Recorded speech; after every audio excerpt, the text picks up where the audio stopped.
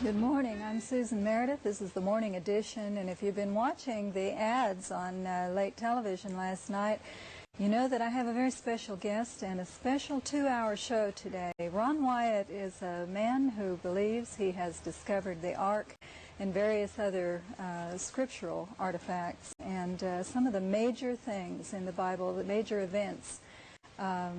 He believes that he is the one person who was designated to discover these things. And are you skeptical? Do you believe? Do you know Jesus? Do you know the Bible? Do you know the stories? Well, he's going to tell us something about those things here today. My guest for this special 2-hour morning edition is Ron Wyatt, and Ron is the man that believes that he has discovered Noah's Ark, the bones of the giants that we're going to talk about later, Sodom and Gomorrah, the pyramid building machine, the Red Sea crossing site, the real Mount Sinai, the crucifixion site, and the Ark of the Covenant itself. The Ark, of course, being different than Noah's Ark, which is what most people think of you as having discovered, and as a matter of fact, a lot of people believe that, including Turkey. Is that right? That's correct. The Turkish government? Yes. Appreciate your invitation to come spend some time with you, Susan. Oh, well, it's exciting for me. I met you a long time ago, 8 years ago. Yes. And I had the most fascinating time just sitting and listening and looking at your films. How did this all begin? I guess probably when I was about 15, somebody gave me a book. It was called God's Graves and Scholars, written by Saram. And it had to do with the excavation of Ur of the Chaldees, which, of course, is the city that Abraham migrated from when he went into Canaan. And I just became fascinated with archaeology and ancient history. And so I've been reading everything I could get my hands on ever since that had to do with archaeology and ancient history. And then in 1977, I started making field trips to try to locate some of these things and document them. Okay. We're going to get into the Ark just a little bit right now, because I want to get into some of these other things first, and Okay. we'll kind of get to Noah's Ark later. I want to show you first. Ron has been on many television shows. He has written a book called Discovered, Noah's Ark. And when did you actually see it the first time? Let's see, it was August 26, 1977. 1977. Yes. Did it look like an ark to you then? Well, it looked like a boat.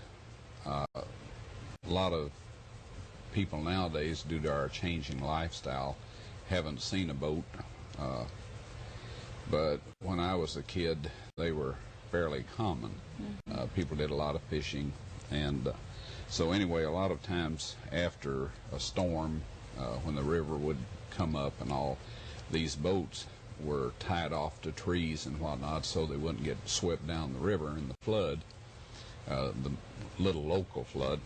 Mm-hmm. But they would fill with water. And so when you saw these boats, there would just be the upper edge of the gun walls or the hull protruding above the water. And so out in eastern Turkey at 6,300 feet up on this mountain sat this boat that just the upper edge of the hull was sticking above the dirt. Okay. And, of course, a big bulge in the middle that showed there's a little more to it than there would be to a simple rowboat. Okay, you had a lot of people refute that that idea of yours that was a boat up there on the mountain for a while. And well, Susan, there was a very talented artist that painted a barge-shaped structure into a photograph of Mount Ararat. And the whole idea of a barge shape got a lot of attention. Mm-hmm. There was a movie, In Search of Noah's Ark, and in there they had a model and they built a barge-shaped object, and then they put a little barge-shaped stick in a wave tank to show the stability. Now, I'm a critical individual, skeptical, And I hope your audience is. I'm sure many of them are.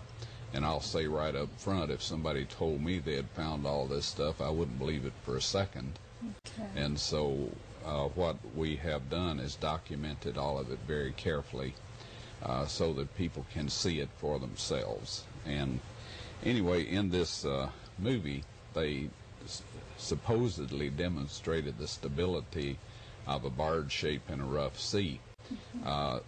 They edited this thing, and you could tell within seconds it had turned over and gotten entirely wet. And so they showed two segments, fractions of seconds, and in the second one it was wet. It had not been as stable as they would like us to believe. So anyway, a barge shape in a rough sea where there's torque, it will not survive. The oil companies attempted to use barges to transfer oil from one place to the other, and it just did not work. So they are not as stable as the story implied back in those days. Now we're going to show a clip here in a minute, and right now I know this comes in 3 sections. Can you get a picture of the model that's in front of us? This is actually to scale. It isn't a scale model, but it is to scale. And this is what, by all accounts, evidently everybody who knows anything about the Ark believes it looked like this. That's right. Those that are familiar with our research. See, in archaeological investigation, for example, we can measure the depth of what's left out there from end to end, and you can tell where the upper decks began and ended. Now, due to erosion over the 4,700 years since it came to ground up there, you can't be precise, but you can be very close.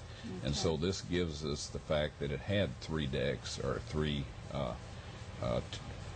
floors, and then from side to side you get the same picture. And so we know that this is the shape, and the inside, which we'll show I guess a little later, is based on subsurface radar scan, which gives you the ability to look through the earth just like a doctor does through a fluoroscope to see our broken bones if we should need his assistance in that area. So it's reconstructed from what the data shows the boat to have looked like. Okay, now this is not the way you saw it, though, and we want to show you the way he did see it. Here is a video clip right now, and we'll show you what Ron saw on the mountain.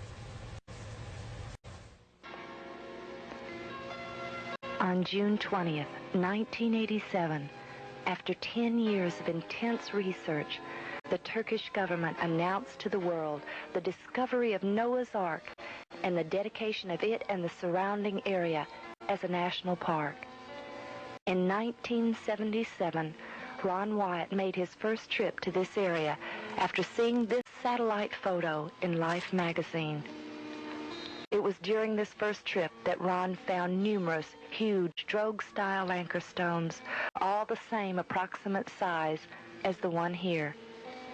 These were all in a direct alignment with the boat-shaped object, evidencing their being cut loose or dropped as the Ark entered the area of its final rest. These all bear ancient iconographic inscriptions of the 8 survivors of the flood. In December of 1978, an earthquake in this highly remote area dropped the soil from around the formation, allowing Ron to see for the first time the rib timbers and deck support timbers visibly exposed on the sides. A large crack was also formed along the entire length of the object, and he was able to measure the depth and take samples for analysis. The analyses showed a very high organic carbon content consistent with ancient wood. Later metal detection surveys and subsurface interface radar showed an incredible man-made structure encapsulated within the formation. Keels and keelsons, bulkheads, decks, and even partitions between the cages became visible through these scientific devices. The Turkish government has completed a beautiful visitor center just above the Ark so that visitors of every faith from all nations can visit and see the Ark for themselves.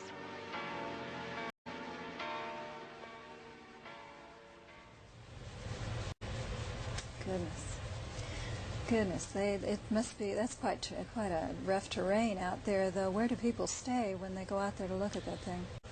There are several hotels not too far from the boat, and they certainly don't come near our standards of motels and hotels here in the States. The water doesn't work usually and all of this, but there are some hotels around. Okay. I call them no-star hotels. No-star. But it beats camping out. Well, I guess the Israelites, they didn't have hotels at all. I guess they were less than no stars out there. Tell me, there was a crack that went down the center of the boat, and it said Right. that you knew then the depth of it. And did the depth meet up with what was in the Bible? Well, when a boat goes through what Noah's Ark did, first of all, the sides fall out. This is called splaying. And there's a lot of boat burials and things, say in England, for example, the Sutton Hoo boat. And so the boat just spreads out like this. The top comes down. And so while the original ark was 51.5 feet from bottom to top, this is about 28 feet at this point in time. But we have found remnants of all three decks on the boat. And what we have done in some cases here is assume, that there was some symmetrical relationships in these decks. Like the stalls, we find them in the back and we find them in the front. And so based on this, we have constructed a model, and there's not this much, shall we say, this much of the boat is not out there in this condition. Okay. It's there, but it's kind of fallen in and compressed. How long is it? I mean, in the Bible now, it talks about how long it is, but it's based on what? The cubit? Right. It says 300 cubits. Now, how long is a cubit? I mean, the cubit that Moses was talking about when he wrote the book of Genesis is the Royal Egyptian cubit, 20.6 inches. Okay. And that is the cubit that was used when he constructed the Ark of the Covenant and the other furnishings for the tabernacle of the congregation. So in one of the prophecies, it talks about the cubit of the sanctuary being a different one than the normal Israeli cubit of that time. Okay, and how long then was what you found? 515 feet. Which would be absolutely right. Exactly right. Exactly yes. right. Okay, and it's quite a bit wider. I think it said in the Bible by those cubits it was like 85 feet wide. 87. Should have been. Right. Okay, but it's how wide? It's fallen out, and it's about 128 to 38 feet along the mid portion. Now the front end got covered with lava and then a mud flow before it had time to splay a great deal. So that is quite well preserved out there, and this is what we hope to excavate first when we get started excavating. Okay, it's all petrified, isn't it? That must be real expensive to try to get out there and dig through. It's you have to work with these things carefully. If your audience would like to read something that is similar to this, if they would go to the library and get a book on the Sutton Hoo, S-U-T-T-O-N, and then H-O, funeral boat. The remains of the ark are a great deal similar to that.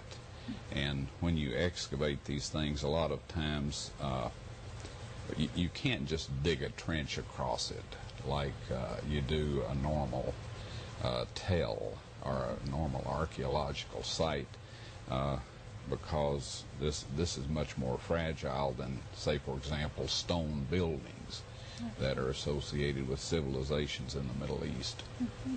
How long has it been sitting out there? About 4,700 years. Okay, that doesn't make the Earth really very old then, does it? No. There's a lot of indicators that the Earth is not, shall we say, man's existence on the planet has not been nearly as long as some of these folks would like us to believe. Something short of what, 6,000 years? That's correct, yes. And then, of course, the flood obliterated all pre-flood geology and rearranged it, so what we're looking at is approximately 4,700 years. And the amount of alluvial soil or erosion that is present on the planet at the ends of rivers where they go into the seas and all of that show that that is a very accurate amount of time, or approximation of the time since the flood. Okay, we know that 8 people survived on the ark. How many died? How many were on, how populated was the Earth? You can project the population by the age of the people. You know, it says Adam lived 939 years, and it talks about the other people. They all lived in excess, with maybe one exception, of 900 years. And it says, and they begat sons and daughters. So a projected population would be very close to the 5 billion that we have today. 5 billion. Yes. That died, that didn't believe. Right. And Noah was the one that did. I noticed on the stones, the anchor stones, there were crosses on there. How did they get on there?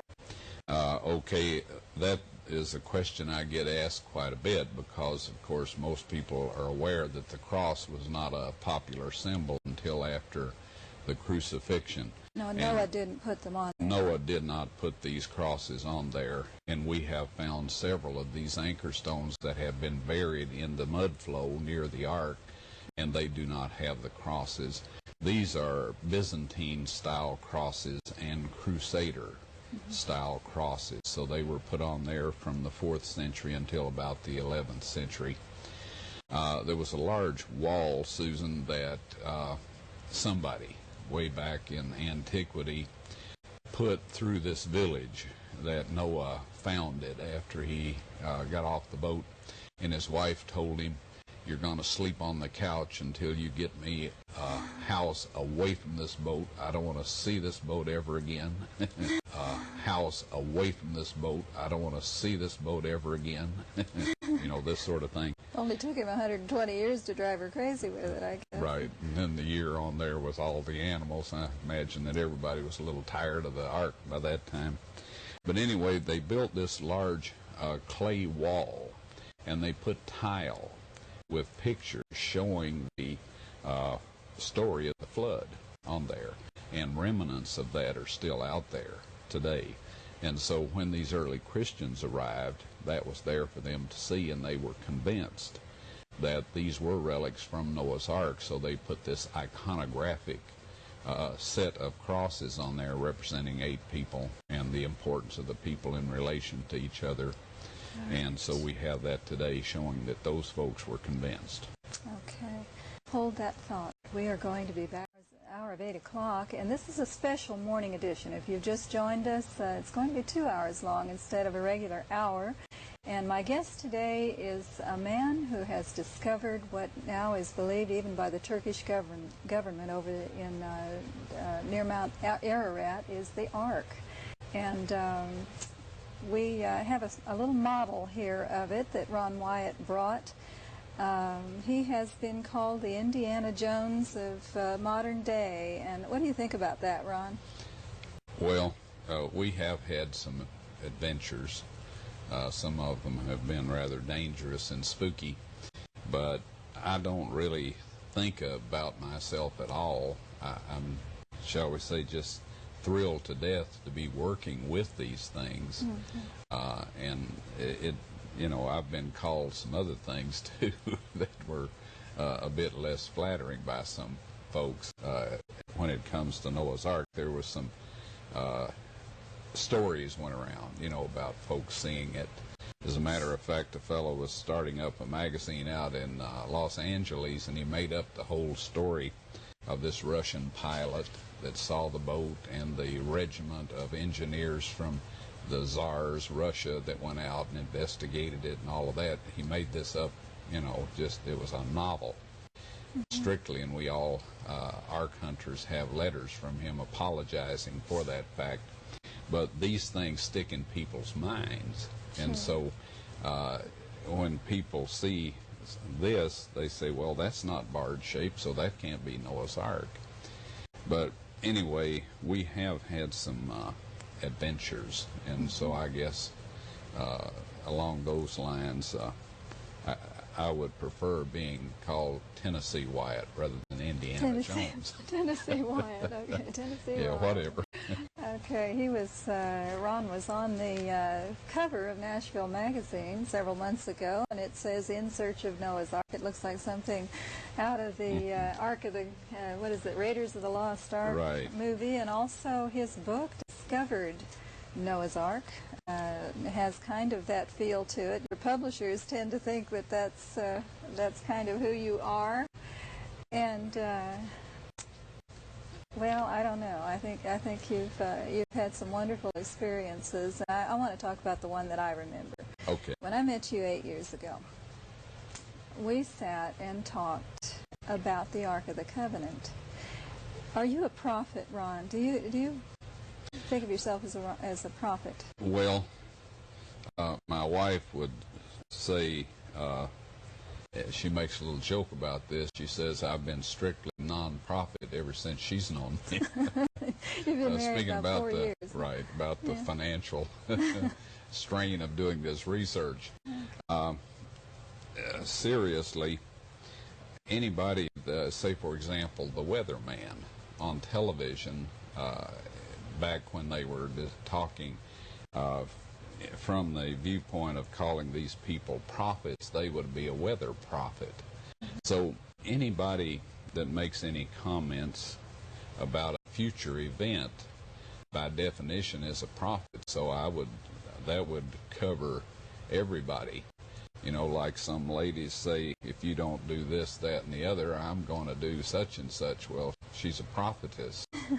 She's predicting the future. Right, and whether she actually does it or not tells you whether she was a false prophetess or accurate. And so we do deal with things that will have a tremendous impact on the future.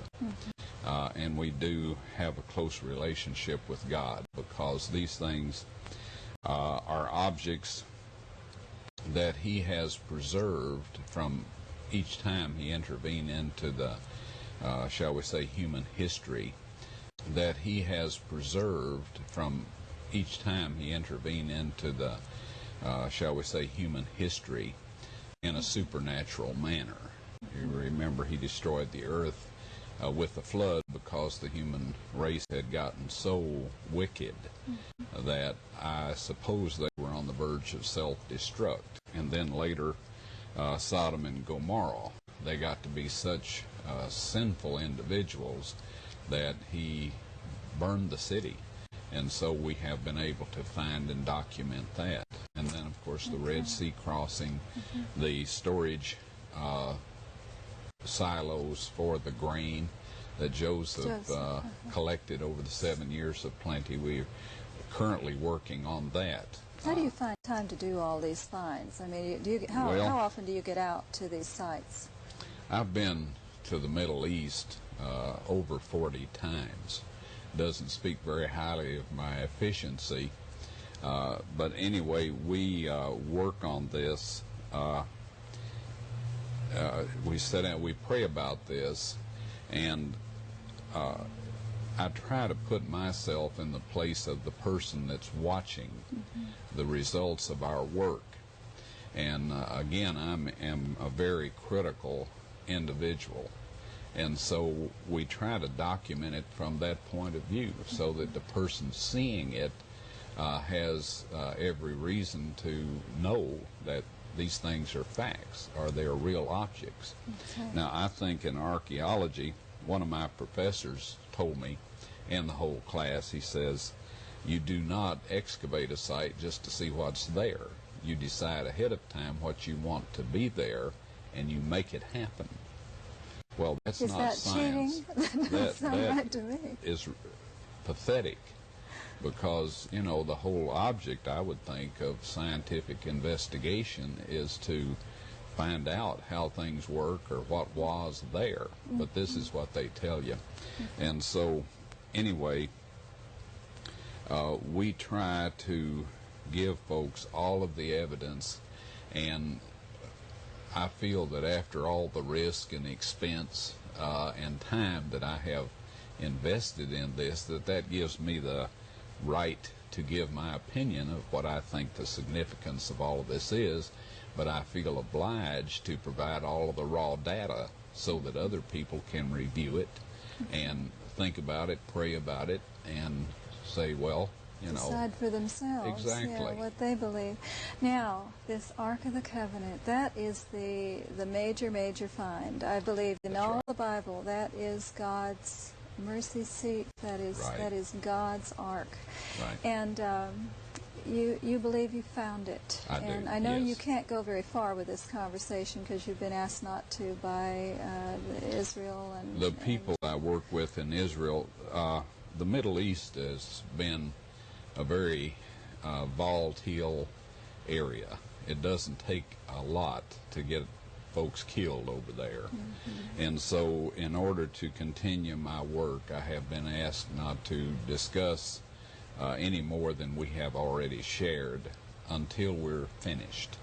Now, at such a time as when we have this finished, then we'll be able to show video of all of the objects from Solomon's temple that are not listed in 2 Kings, the 25th chapter, and Ezra, the first 2 chapters. Okay. And also there's some dedicated things. You know, I imagine there's a lot of folks in your audience that would like to see Goliath's sword, for example. Well, that was one of the dedicated objects, and it didn't get carried off to Babylon. And so anyway, there will be, hopefully by this time next year, people can see all of this for themselves, and they can go, if they have the time and money to do so, and take a look at the tables of stone that God wrote the 10 Commandments on themselves. Now that it was will be in on the public display. That's correct. Yes.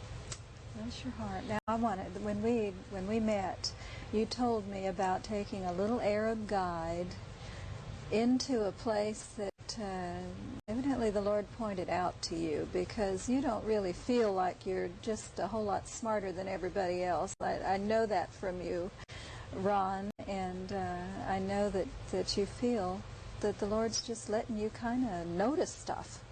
Yes. And if I were smart, I'd be rich. Okay.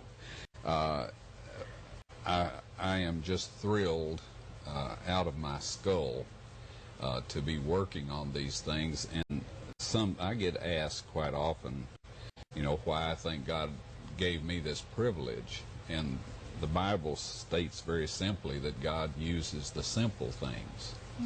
And but I can certainly live with the idea of being a simple person to get to do this.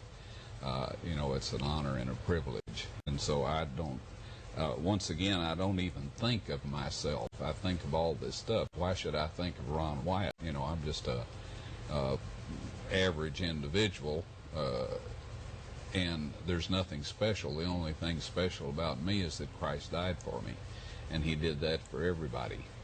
But you believe that now it would have been pretty wonderful. I mean, it would be great if 8 different people found 8 great finds, God's finds.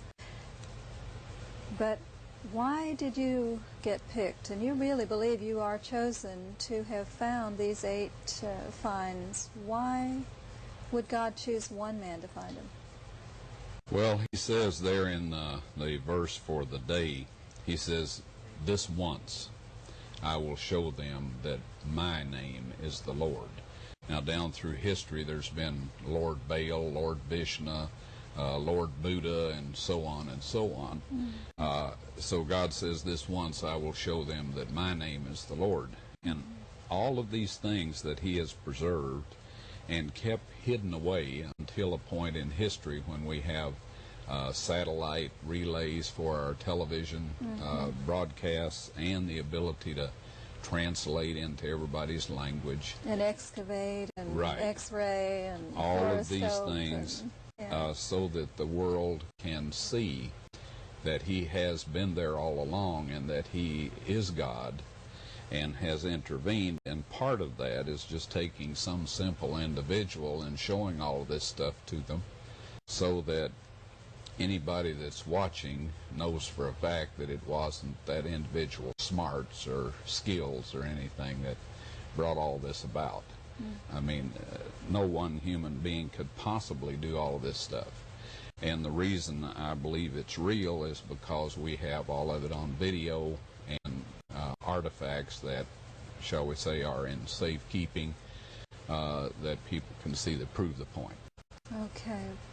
We're going to take a break here, and I'm going to take a deep breath. This is exciting for me. I love listening about this, and I wish I had been able to stay up 3 days before we actually got you in here and studied all this story over and over again. But we're going to go to a break and come back, and we've got another, forever to go. Another hour and 15 minutes. Okay. We'll get into some more.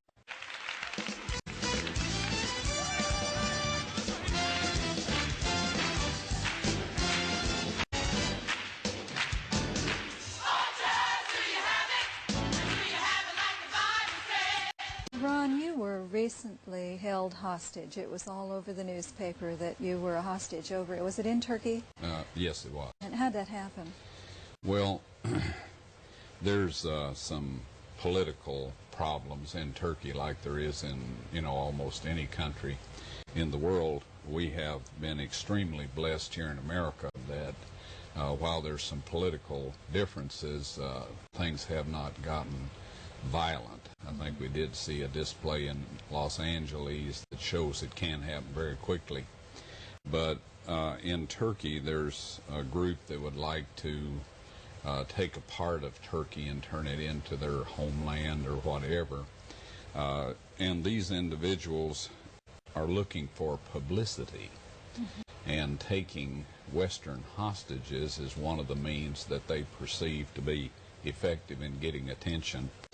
And we were out there going to do some work on Noah's Ark, and these people, I am told by the Turkish security people, have sympathizers or cooperators that have access to the computers. For example, you go into any country, they put you on the computer as a tourist or whatever your status you are. In visiting their country, this helps them keep track of you, keep a record of what's going on.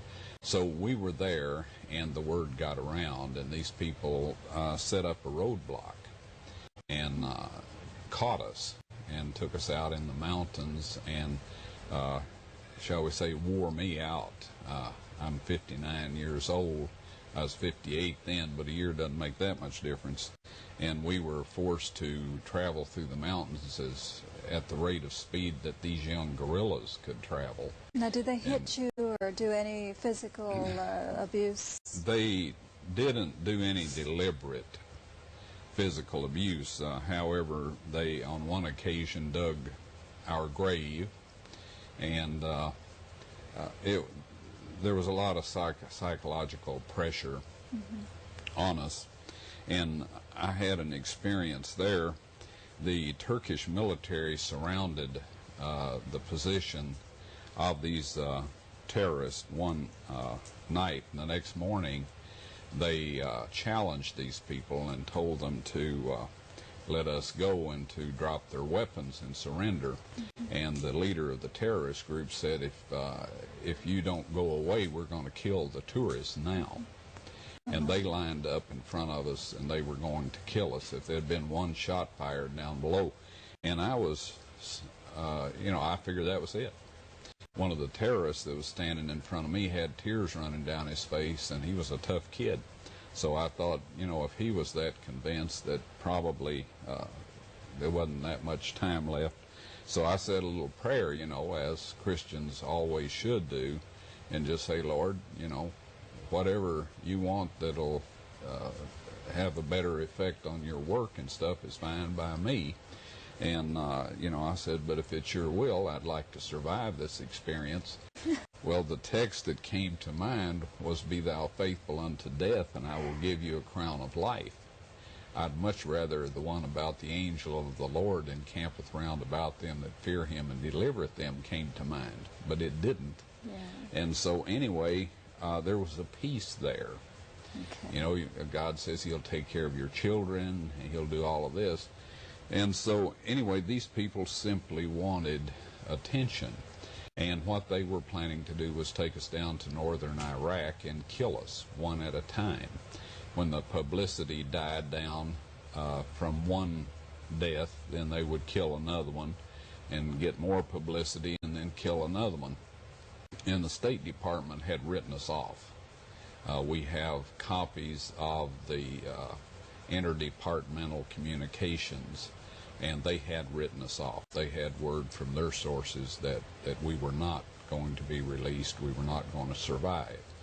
And as it worked out, while they were transferring us to Iraq, northern Iraq, I had the opportunity to overpower the driver of the vehicle, spin the car out on the shoulder of the road, and got us out of the situation. But well, you are Indiana Jones after all, or Tennessee Ron, or Tennessee Wyatt. Yeah. Anyway, well, there comes a time when if you don't do something, the end is obvious. Mm-hmm. And I'm not one to sit idly by and let nasty things happen, to myself or to other people. No. And so this is what it was all about. They were seeking publicity, and they got a great deal. As you said, it was all over, the newspapers and TV and everything. You we have some clips here. I want to get back into some of this that you have found. You have discovered what you believe is the right crossing of the Red Sea. Is yes, that right? ma'am. And we want to run some of that clip here for a minute. And will you tell us what we're looking at sure. Yes, as we do to. this?